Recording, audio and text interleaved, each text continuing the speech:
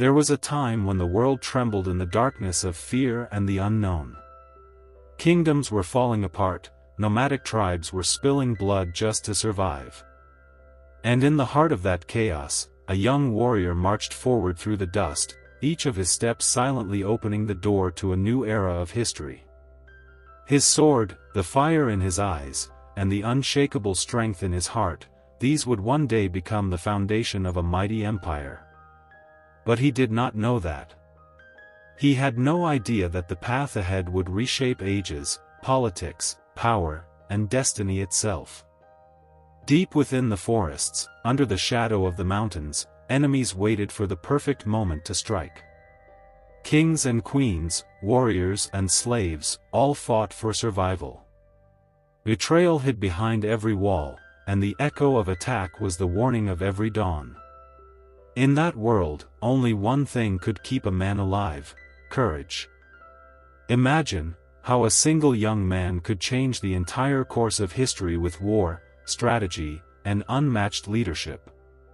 When every swing of his sword, every breath he took, every decision he made was shaping his future fate. A history written in the blood of thousands of years, cities forged in fire, and the endless struggle for power, together they marked the beginning of the rise of an empire. An empire that would one day become one of the strongest forces the world had ever seen. And now, you are about to step into that very history. You are about to witness the wars, the people, the struggles of a time that still echoes through the ages. But there is something you must know. That world was completely different. There were no cameras. No videos. No one recorded those moments as they truly happened. So today, we will witness that era through a new perspective, through the eyes of artificial intelligence, which will resurrect the moments lost in time and bring them alive before you. So come, let us travel back through the ages, to the moment when the fire of an empire first began to burn. In the late 13th century, Anatolia was a land of chaos. The once mighty Seljuk Empire lay in ruins, fractured by invasions, internal betrayal, and the relentless Mongol threat. Villages burned, families scattered, and people lived in constant fear. Among the ashes of a crumbling empire, a new power was about to emerge, a force that would shape the future of the region for centuries to come. The Seljuks, once rulers of vast lands stretching from Anatolia to Persia, were now confined to scattered cities. Their army, divided and weak, could no longer protect the people. Mongol raids devastated towns and villages, leaving death, fire, and despair in their wake. The streets that once bustled with life were now empty, and the cries of the helpless echoed through the mountains and plains. Amid this turmoil, a new figure was rising. Ertuğrul, son of the Kei tribe, emerged from the forests and hills, a young warrior with courage, wisdom, and determination beyond his years. Though small in number, his tribe was fierce and resilient, bound together by loyalty and survival. Ertuğrul understood that strength alone would not save his people. He needed strategy, alliances, and the will to defy the seemingly unstoppable forces that threatened Anatolia. The early years were difficult. Rival tribes challenged the Kei for control over limited resources, and Mongol scouts constantly roamed the region, reporting back to their commanders. But Ertuğrul showed remarkable leadership. He trained his warriors rigorously, taught them tactics for both defense and ambush, and inspired courage even in the most fearful hearts. Each small victory, each clever maneuver, increased his reputation and brought hope to those who had nearly given up. The tribe's first significant challenge came when a neighboring settlement was attacked by Mongol raiders. Villagers were captured, crops burned, and livestock stolen. Ertuğrul led a calculated strike at dawn, using the terrain to his advantage. His warriors moved silently through the forest, surrounding the raiders. The battle was swift and precise. By the end, the captured villagers were freed, and the raiders defeated. News of this triumph spread quickly, drawing the attention of other tribes and allies. As months passed, Ertuğrul began to unite smaller clans under his banner. He offered protection, guidance, and the promise of a future free from Mongol oppression. The once scattered Kei tribe now had a central leadership, and villages previously abandoned were rebuilt. The people started to feel a sense of security, and a fragile but growing community emerged in the heart of Anatolia. Ertuğrul's reputation grew not only for his skill in battle but also for his wisdom and fairness. He settled disputes among allied tribes, mediated conflicts over resources, and ensured that the vulnerable were protected. His leadership was not without challenges. Rival leaders, jealous of his growing influence, conspired against him. But Ertuğrul faced each threat with a combination of cunning and courage, turning potential betrayal into opportunities for strengthening his network. By now, the Kei tribe had established a series of fortified settlements. Watchtowers were built along key passes, and scouts patrolled the surrounding hills. Ertuğrul trained his warriors in new combat techniques, combining traditional swordsmanship with strategies adapted from observing Mongol tactics. Each day brought new challenges, but the tribe grew stronger, more disciplined, and more united than ever before. Despite their progress, the shadow of danger loomed large. The Mongols remained a constant threat, and neighboring tribes eyed the growing power of Ertuğrul's Kei clan with suspicion.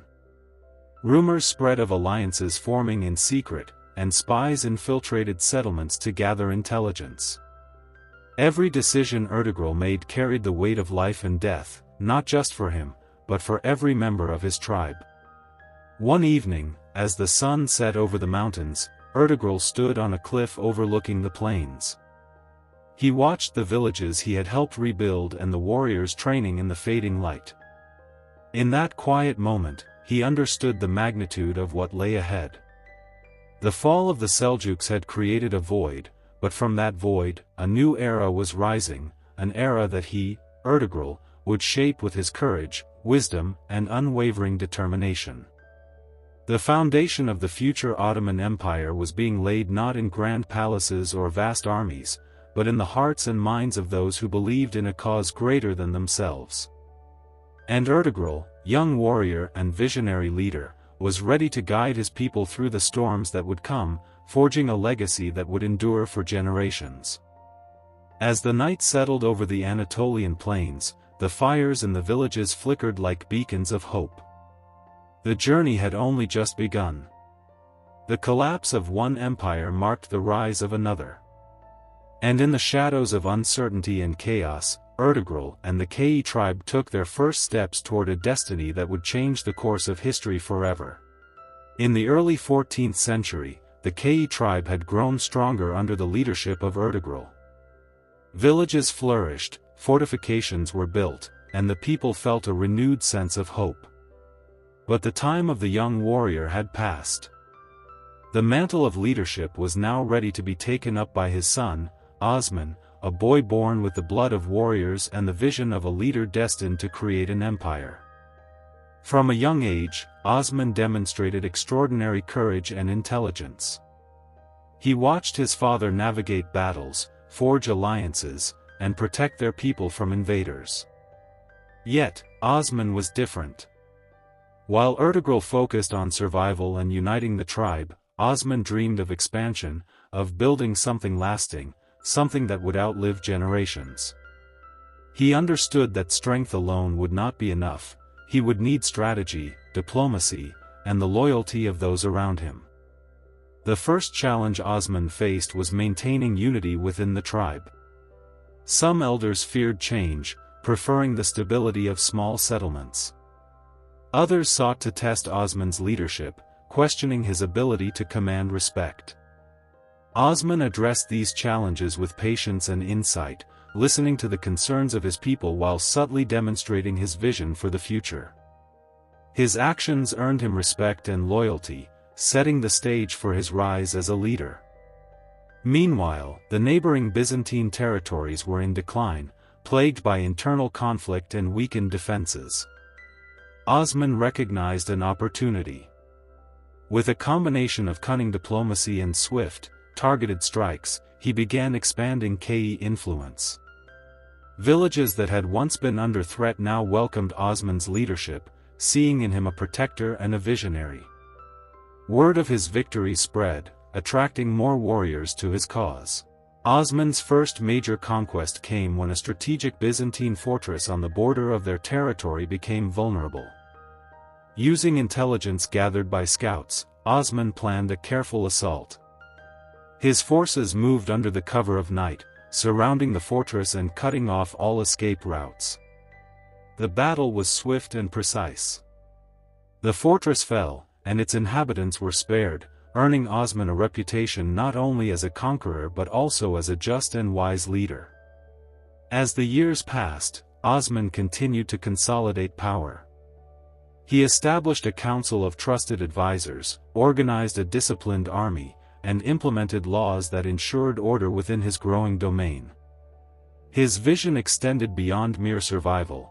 He sought to create a system of governance, justice, and stability that would endure long after his time.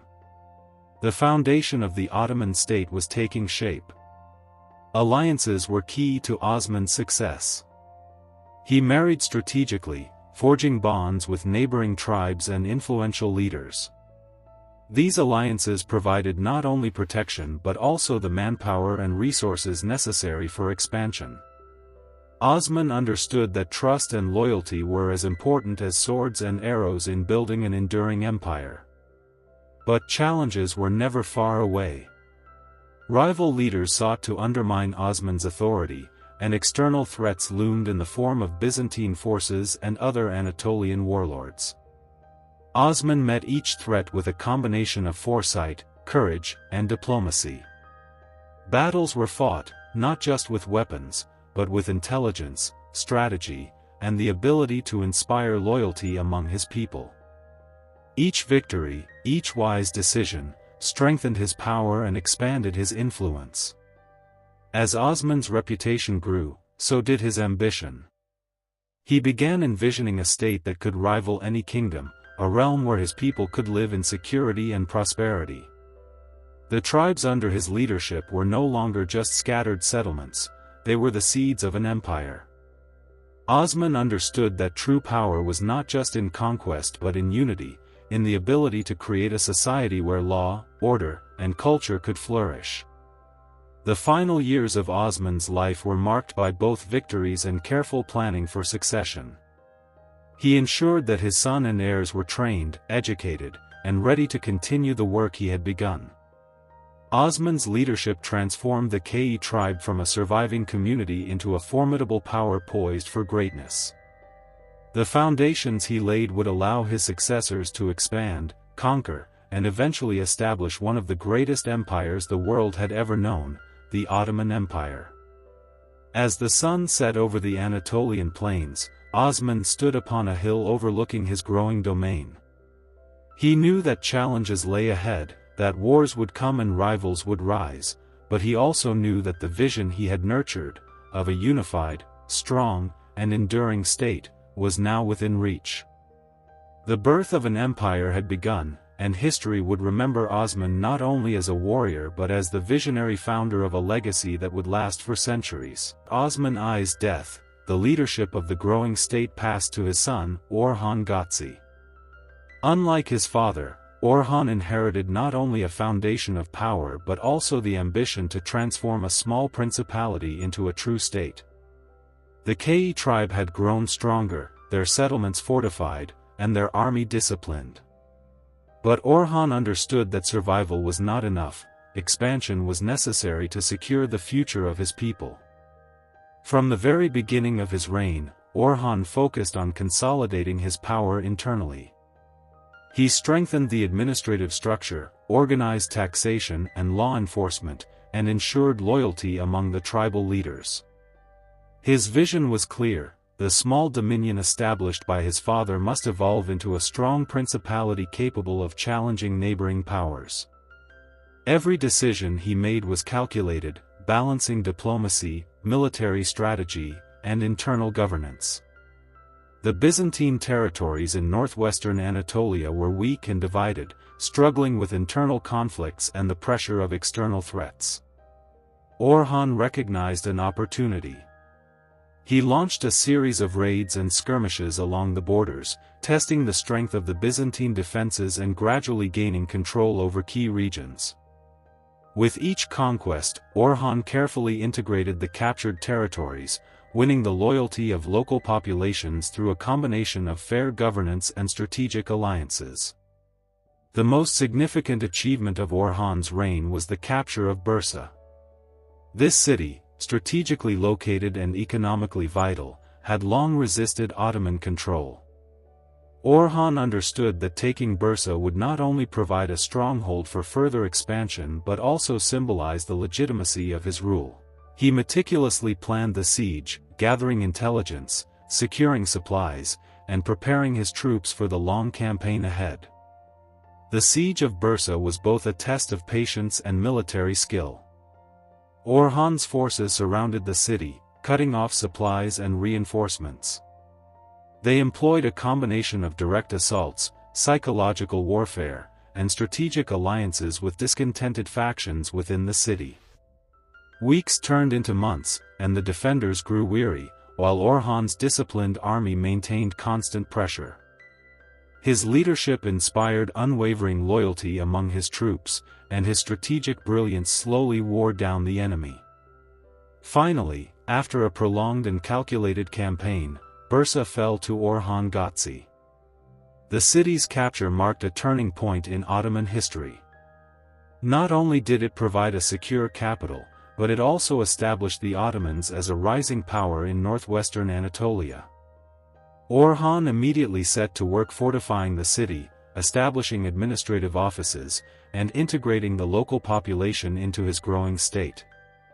Bursa became a symbol of Ottoman resilience, strategic intelligence, and ambition.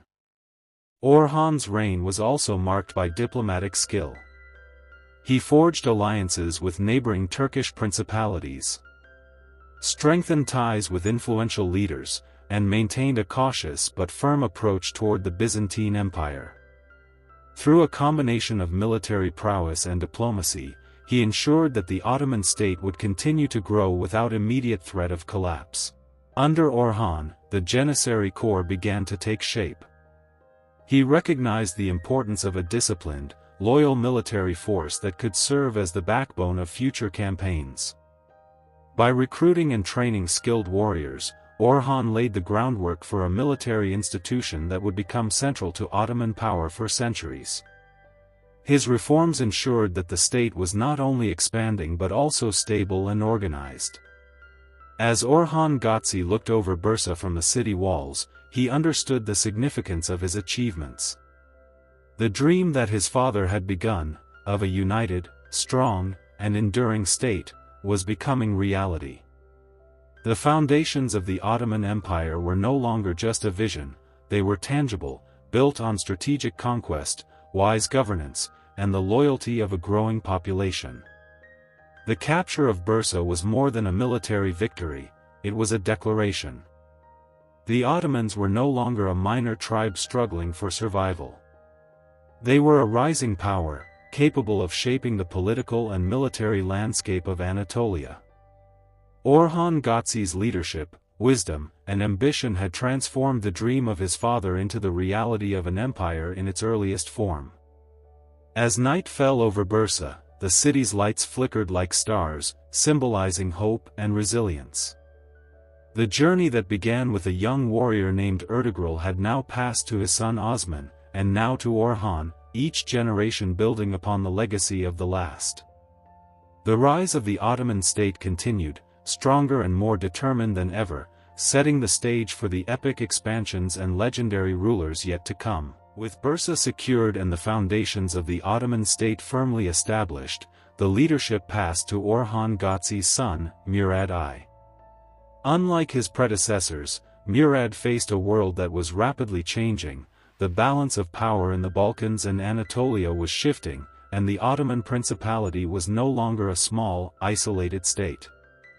Murad understood that to survive and thrive, the Ottomans had to expand beyond their borders, into lands that offered both strategic advantage and economic resources. From the very start of his reign, Murad I focused on consolidating his power internally while preparing for expansion. He strengthened the administrative system, ensuring that local governors were loyal and effective. At the same time, he reformed the army, creating a professional force capable of large-scale campaigns. It was during his rule that the foundations of the Janissary Corps, the elite infantry of the Ottoman state, became firmly established, a force trained, disciplined, and loyal to the Sultan alone. Murad's first major focus was the Balkans, a region of fragmented states, weak principalities, and frequent conflicts.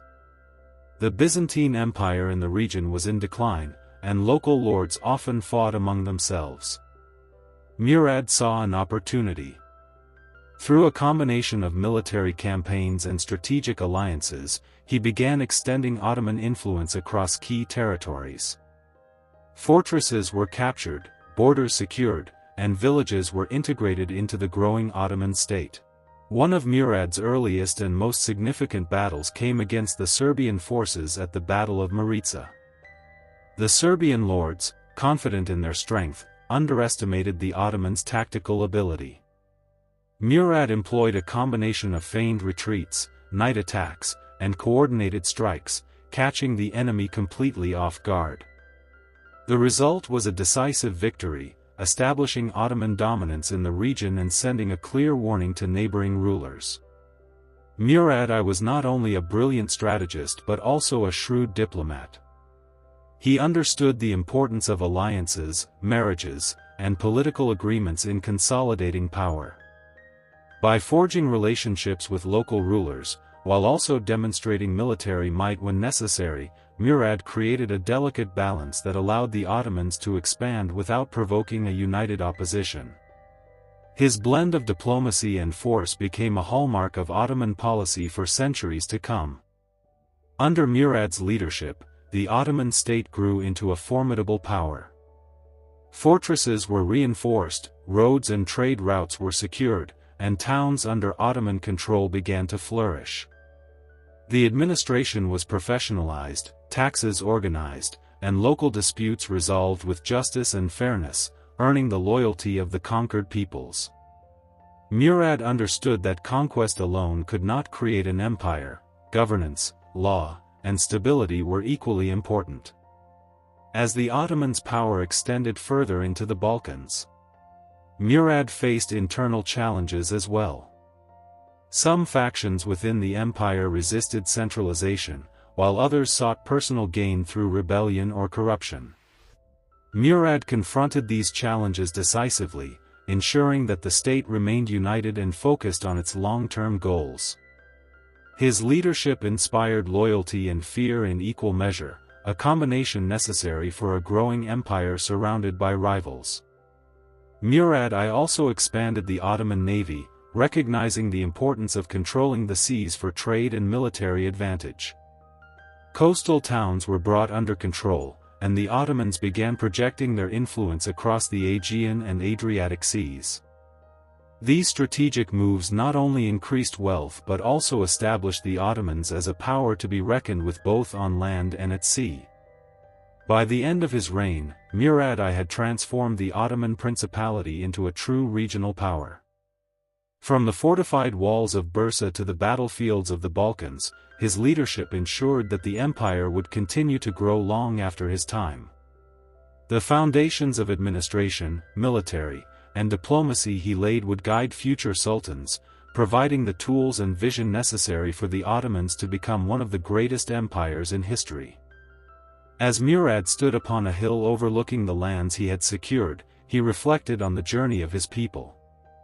From the struggles of Ertuğrul to the vision of Osman and the consolidation of Orhan, each generation had contributed to the rise of the Ottoman state. Now, under his guidance, the Ottomans were no longer a fledgling principality, they were a force capable of shaping the destiny of an entire region, a power that would be feared and respected for centuries to come. The year was 1389. Murad I had established the Ottoman state as a dominant power in Anatolia and the Balkans, but his ambition and vision extended further.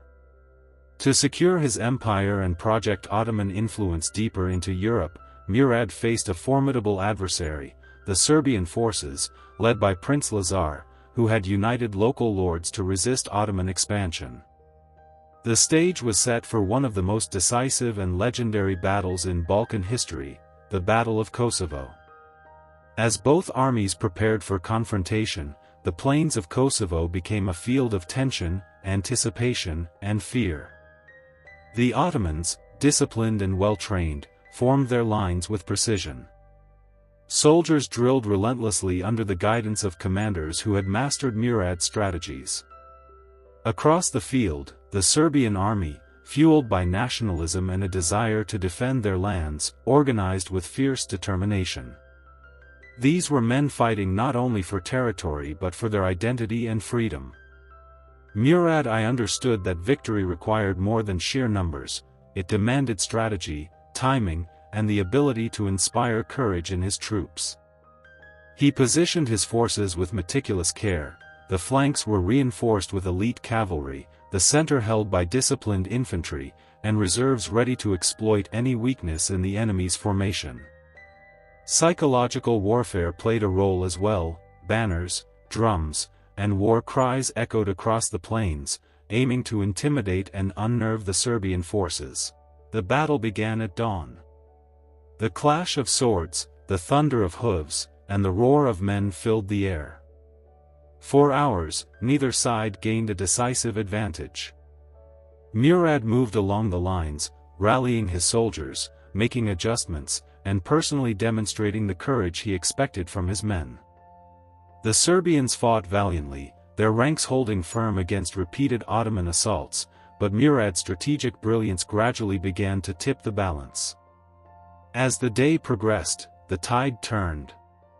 Ottoman cavalry executed flanking maneuvers that disrupted the Serbian formations. Archers rained arrows upon the enemy, forcing retreats and creating openings. Murad's leadership, calm yet decisive under the chaos of battle, inspired his soldiers to press forward relentlessly. The fighting was brutal, the plains were strewn with the wounded and the fallen. Yet the discipline and organization of the Ottomans prevailed over the courage of the Serbians. It was during this battle that Murad I would meet his end, an event that would mark history. While overseeing the lines and ensuring victory, he was assassinated by a Serbian knight. His death shocked the Ottoman ranks but did not halt the momentum of the battle. The army, disciplined and organized under the systems Murad had implemented, continued to fight and ultimately secured victory. The battle was won, and the Serbian resistance was significantly weakened, paving the way for Ottoman dominance in the Balkans. Murad's death, though tragic, became a symbol of sacrifice and leadership. He had envisioned an empire that would endure long after him, and through his strategies, reforms, and disciplined army, he ensured that vision would not perish with his life. His son, Bayezid I, would inherit not just the throne, but the foundation of a growing empire ready to expand further into Europe and consolidate power across Anatolia and the Balkans. The Battle of Kosovo was more than a military engagement, it was a turning point in Ottoman history. It demonstrated the effectiveness of disciplined organization, strategic planning, and the integration of diverse forces under a central command. It showed that an empire could rise not just through conquest, but through leadership, vision, and the ability to inspire loyalty and courage among its people.